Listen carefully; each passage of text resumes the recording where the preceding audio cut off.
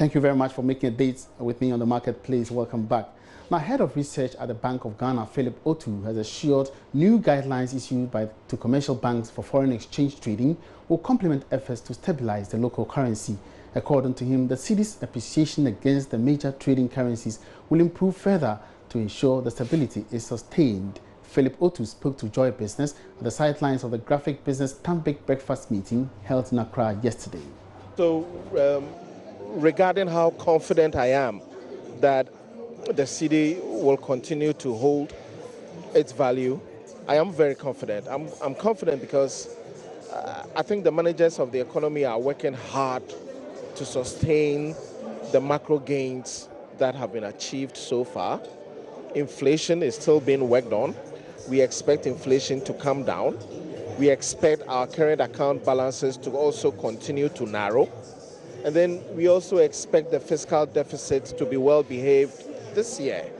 All these things should support a stable currency going forward. But I think more importantly, what the central bank has done over the past 8 months with the banks is to come out with new conduct guidelines to help market operations. And in that respect, what the central bank has done with the commercial banks is to try to bring their practices more in line with international best practices. So we are overhauling the way forex trading is done, and so far the banks are cooperating well. And these are all part of the structural reforms that are going on to ensure that the cedi behaves very well. The other side is the structural reforms, which takes time, but I'm confident government is working in addressing some of these structural reforms as we move along. And so we are confident that the cedi will hold the line this year. The influence of the black markets, those guys on the streets, changing the cedi, the dollar and all that, there hasn't been much talk about them. Are we going to see any strict measures moving forward? I mean the black market. With the black market, the underground economy. We deal, see, it is the Forex Bureau rates that we monitor. We don't monitor black market rates because those rates are underground. And as far as the Forex Bureaus are concerned, I think they are operating in line with our expectations, but we expect them to do more. We expect the Forex Bureaus to do more, but what we intend doing after the banking sector reforms is to now move on to the Forex Bureaus and then try to bring more sanity in the Forex. The Tema District Council of Labour, TDCL, is calling on government to implement recommendations of the Interministerial Committee on the Agreement between the GPHA and the Meridian Port Services. The TDCL says the agreement, which allows MPS to undertake Tema Port expansion, has a lot of flaws which cannot be overlooked. According to the TDCL, the previous government awarded a contract to the MPS without following through with the laid-down procedures. The call follows what is said to be delays on the part of this government to act on the report of the committee set up by the economic management team. There's more in this report. The Interministerial Committee, headed by Deputy Transport Minister Daniel Titus Glover, was to review the 30-year concession agreement. This follows concerns raised by the Ghana Ports and Harbours Authority, GPHA, over exclusivity given the Meridian Port Services, MPS, in the concession agreement. The agreement gives 90% of dues retention to MPS, while the GPHA has a 10% stake from 1 year to the 10th year. However, months after submitting its report, government is yet to act on the recommendations. Speaking to Joy Business, Chairman of the Tema District Council of Labour, Ebenezer Kojo Taylor, said the earlier government acts, the better. The Ministerial Committee, headed by the Deputy Minister for Transport, they looked into the main concession agreement, then did a whole lot of recommendations. They submitted their report, but we don't know where the report is. So we are saying that if government is not going to bring MPS to order, to sit down with GPHA to review certain clauses of the concession agreement, then government can as well implement the ministerial committee report. We've heard from other circles that the recommendations in that agreement is okay. According to Ebenezer Kujo Taylor, this would eventually kick GPHA out of business and lead to job losses. And if we don't take care, if it come on as it is, we are going to lose, our job will go to MPS, revenue will go, we will have idle machines, idle space, we will not even have money to develop the port for the port users to use. We will not have money to even repay loans that we've contracted over the years. I mean, eventually the staff will go home, a chunk of the staff will go home. Expected to continue unabated until government gives a favorable response.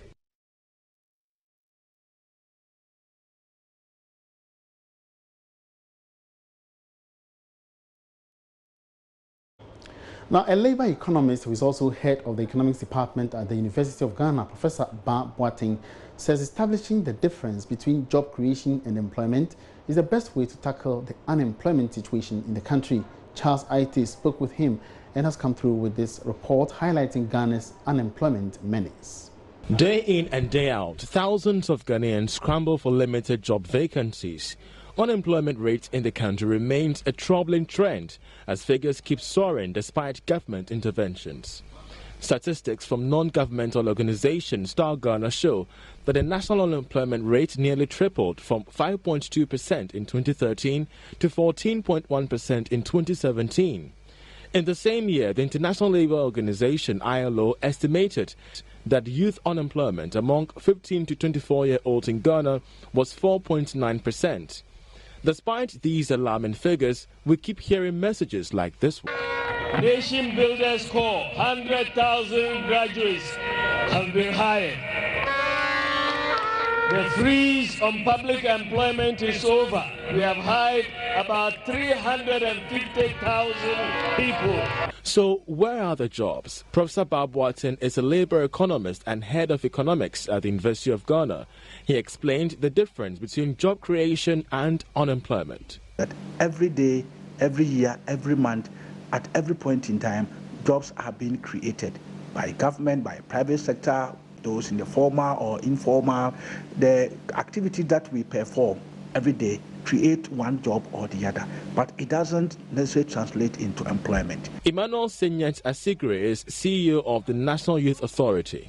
Those in the informal sector are my heartbeat, because those are the ones who you visibly see what it is that they go through, the distress they find themselves in. And I'm referring to these are young folks who find themselves hawking on our streets.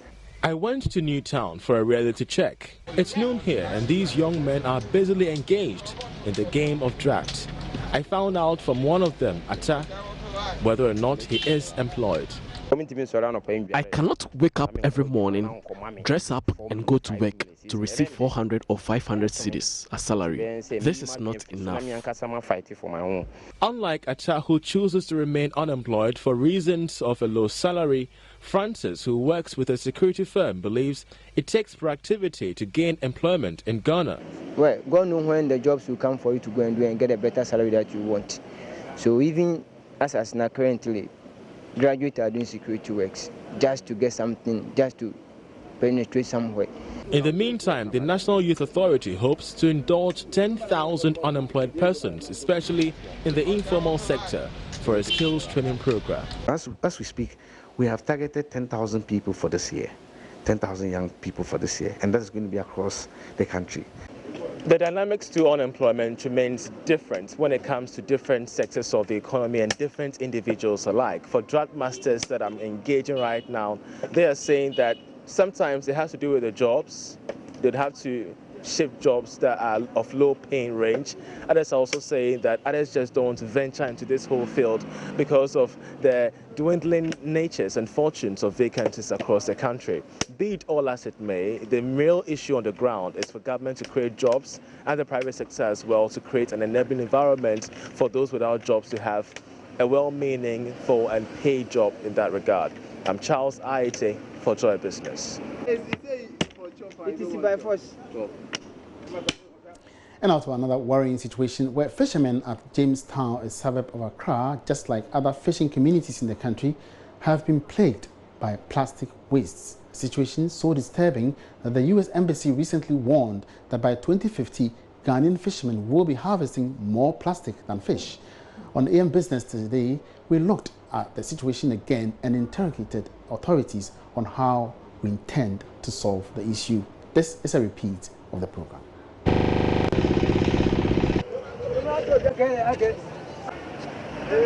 Take a closer look around me. A common phenomenon you realize is heaps and loads of rubbish all over the place, like that here. Now, this is the Jamestown fishing community. The common activity one expects is lots of lively fishing activity. But the menace of these rubbish, which is typically made of plastic, the fishermen say, is killing their business.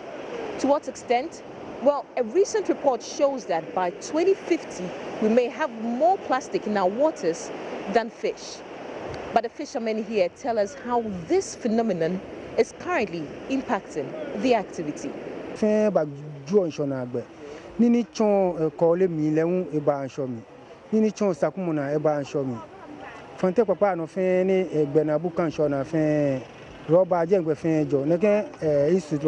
All the rubbish from the Kole, Sakumono and other areas end up in the sea. And all the rubbish from households also end up in the sea. And that is affecting fish.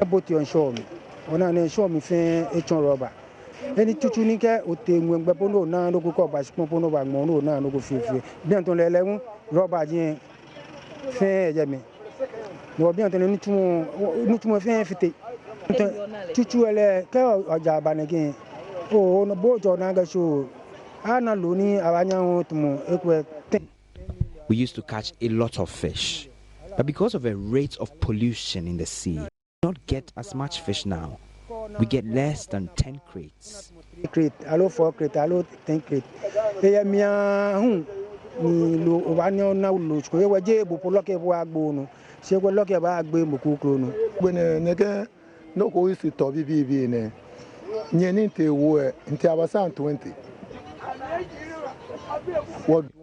The fingerlings are caught up in the bottles, and that affects our catch too. When we go fishing, we don't get enough fish. Yesterday, my catch was full of rubbish, so I had to put it all back into the sea.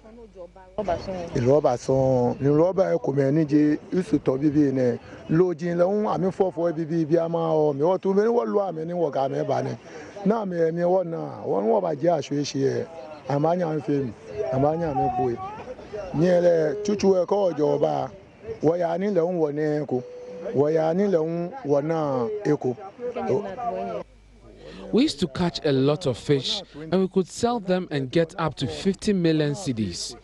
But now the situation has changed.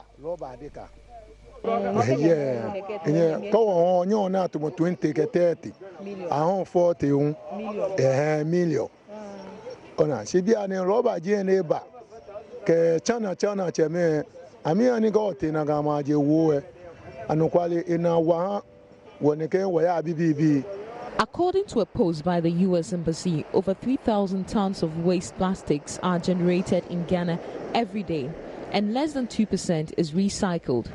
More than 250,000 tons, or 23% of all plastic waste generated in a year in Ghana, are expected to flow into the Atlantic Ocean. By 2050, there will be more plastic than fish in the ocean by weight.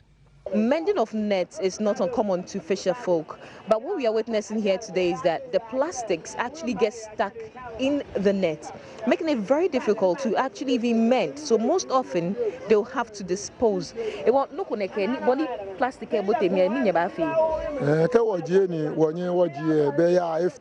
are unable to take the plastics, the fishing net becomes unusable. We have to discard it. We have to get a loan to get a new one.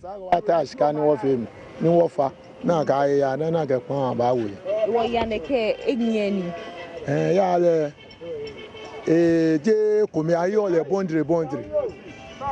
buy the net in bundles, and we buy it between 4 and 8 million cedis.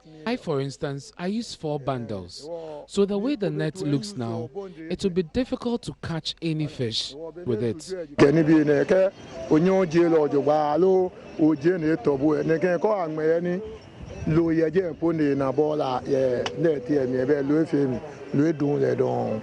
Aside the fishermen, the fishmongers also lament the situation is killing their business and livelihood.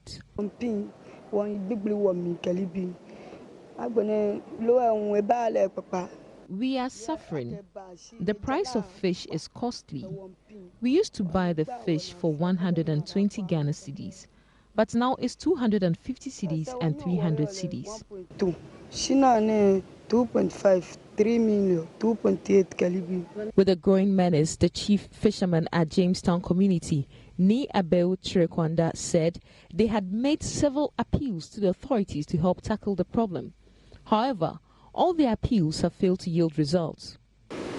So we decided, okay, they will send somebody here, a sanitary assistant, to go around and check those who create fields, and then to find what could be done to them. One was posted to this beach, and every morning he was here. We'd go around, advise the women, the men who operate here. So we saw some signs of mitigation. But then for the past 5 years or so to speak, we haven't seen him again. Anytime we go to the summit to find out why he wasn't coming, said, well, it was staff situation problem. Okay, they'll see to do what they will be able to do to ask somebody to come again. It was just talk. Nothing actually has happened. Recently, the community mobilized itself with support from the AMA to gather plastic for recycling. But once again, the activity is now in a limbo. The told us that this thing will be started from a few months or few weeks to be. So these people have gathered it. In case if they come, they say it will be paid before this will be carried out. You saw people using this tricycle motoring this thing, carry some along. But yet still, we haven't seen how far it has led to. The community, however, say they cannot continue like this. If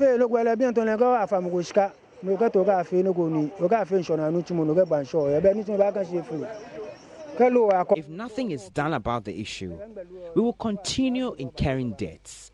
Because when you go for loans from the bank, there's no fish to sell and pay back the loan. You only catch rubber and plastics.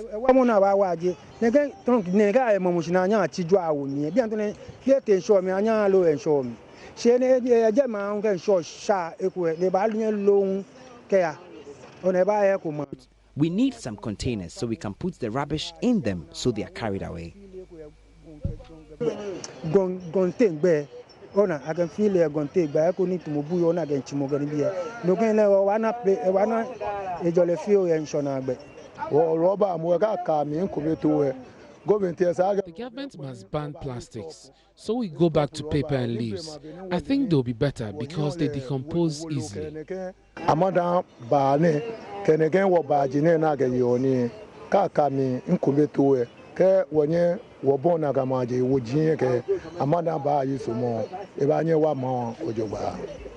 They still think it's the responsibility of Zumla to come and create this place. And what the situation demands is education, sensitization, for them to change their mindset and to be made to understand that it is their responsibility to see to it that the environment in which they work is clean. Now, there's also the issue of enforcement of sanitation regulations. This time around, you find that most of the structures have been demolished. Otherwise, you'll find a whole miasma of structures all around the place. So from the seaside, we head to the Fisheries Commission. According to the head of Marine Fisheries Management, the issue is a rather disturbing one, which the Commission is working hard to mitigate. Yes, to talk about plastic waste has been a menace for some time now. Some of the trawlers, when they go to sea and come back, they complain that instead of catching fish, they catch a lot of plastic waste. Was it last year or 2 years ago, we had a research vessel from Norway conducting stock assessment. They also came out with a report that there is so much plastic waste in the waters. It's to do with the beaches. We have been sensitizing the fishers to keep their environment clean, because fish is food, and fish must be, or food must be in a very clean environment. If within the sea itself, we would need to collaborate with the other agencies, the other ministries that are actually responsible for the environment and also for sanitation. It's ongoing. Ministry of Environment, or I would say environmental protection agencies, had a series of meetings concerning this, and fisheries has been part of the deliberations looking at the situation now. The Minister for Sanitation also outlines a number of initiatives they are putting in place to help resolve the sanitation problem. We've considered all available options, as you said, and I think you heard me right when I spoke about the quotation on World Earth Day. Do we ban or recycle?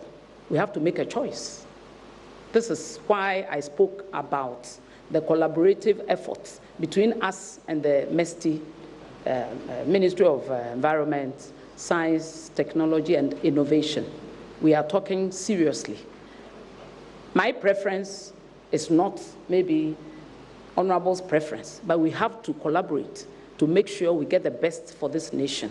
If we can glean 5 billion Ghana cedis and 5 million jobs from recycling, we will check it against total ban. We even have plastics that are biodegradable. We should not also forget about that. We also have other materials that can replace the plastics. But we are doing the minuses and the pluses. At the appropriate time, we'll bring it out. Everybody will contribute, and they will come out with our report. The menace of plastic in our seas is not just isolated to Ghana, but a global issue. In fact, according to the Ocean Conservancy, 2.5 billion metric tons of solid waste is produced around the world. Within that, 275 million metric tons is plastic waste. 100 million metric tons of coastal plastic waste is also created by people within the coastal areas. And every year, 8 million metric tons of plastic waste goes into the sea, on top of the estimated 150 million metric tons already in the ocean. This could threaten ocean health, food safety and quality, human health, coastal tourism, and contribute to climate change. The call is now for governments and research institutions to get to work to find a lasting solution to the pollution in our water bodies, because the ocean simply cannot take it anymore. For Joy Business, Sheila Tamaklo reporting. And on that rather pathetic situation, we draw the curtains down on this afternoon's edition of The Marketplace. It's been good having you on board. My name is Emmanuel Apoachi. Let's meet again same time tomorrow. Good afternoon.